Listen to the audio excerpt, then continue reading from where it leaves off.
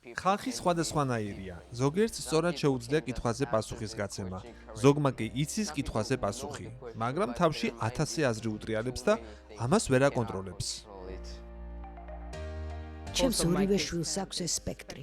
აუტისტი ბავშვები არა, ჩვეულებრივები არიან. ამ ფრაზამ ძალიან დიდი გავლენა იქონია. ამაზე ავაგე ყველაფერი. მე ნინო ჭინჭარაული ვარ, მხატვარი. ჩემი აზრით, აუტისტური სპექტრის შესახებ ცნობიერების ამაღლების საუკეთესო გზა არის საჯარო სივრცეებში კედლების მოხატვა.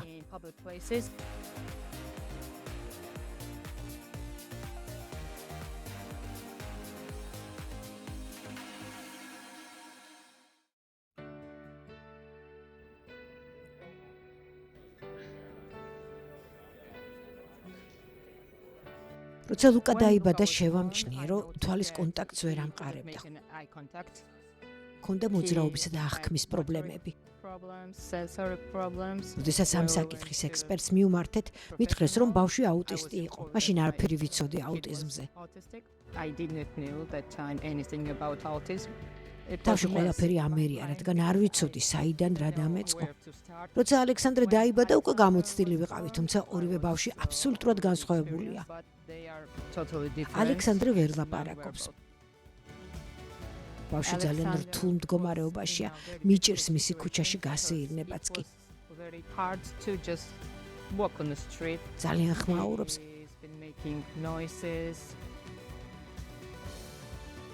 რთული იყო ხალხის რეაქციის ატანა, მათი უცნაური გამოხედვისა და კომენტარების გაძლება.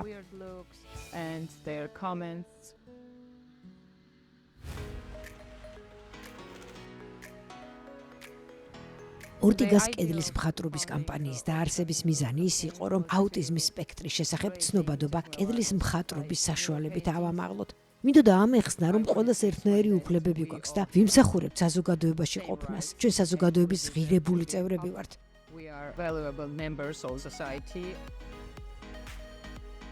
ჩემი აზრით, ხელოვნება უნივერსალური ენაა, განსაკუთრებით აუტისტი ბავშვებისთვის, რადგან მრავალი მათგანი მხოლოდ ამ გზით ახერხებს სამყაროსთან კომუნიკაციას. როცა ხალხს ჩემი არ ესმის, ცოტა არ იყოს მწყინც.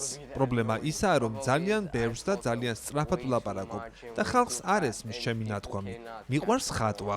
ამით კარგად ვერთობი და ჩემს უნარებს გამოვხატავ. მხოლოდ 3 თვე მქონდა იმისთვის, რომ მოსახატი კედლები მეპოვა. დამებეშ და პლაკატები დავკავშირებოდი მშობლებს, სოციალური მედიის პლატფორმებს. ამ ყველაფრის მოსწრება ნამდვილად რთული იყო, მაგრამ ღირდა.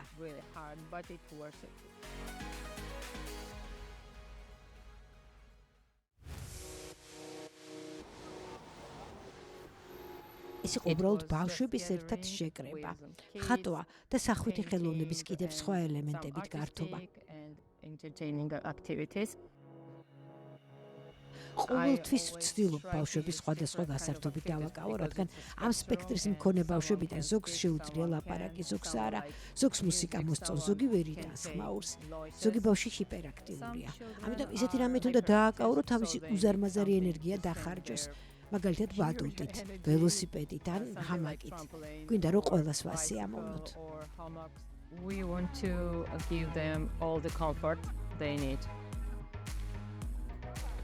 ჩემი შვილი ვერც დადის და ვერც ლაპარაკობს.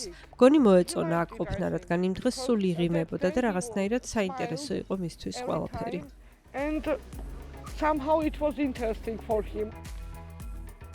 ჩემი კამპანიის ჩატარების შემდეგ დიდი სხვაობა შევამჩნიე.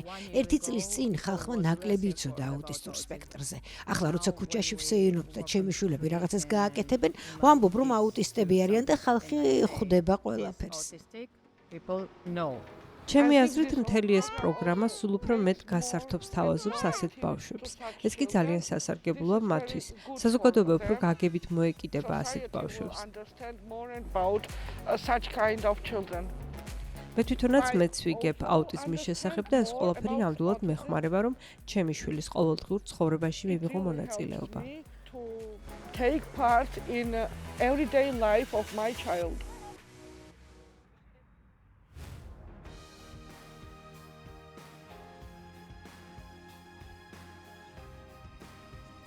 after that campaign was other campaigns. There are parents that ამ კამპანიის შემდეგ სხვა კამპანიებით ჩავატარეთ.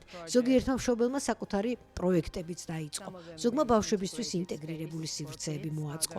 ზოგიც ცდილობს თავად მშობლებს დაეხმაროს რაღაცით, ასე რომ ეს კამპანია მართლა დაგვეხმარა. ჩემი მიზანია დავაარსო ჰოლისტიკური ცენტრი ჩემნაირი მშობლებისთვის, სადაც იოგათი ან მედიტაციით დავკავდებით, ან უბრალოდ შევიკრიბებით და ვიგრძნობთ, რომ ჩვენც ადამიანები ვართ. with yoga or meditation or just gathering together and feel that we are also humans. ჩემი ყველაზე დიდი უცნებაა, რომ ვიცხოვროთ ისეთ საზოგადოებაში, რომელშიც თავს კომფორტულად ვიგრძნობთ.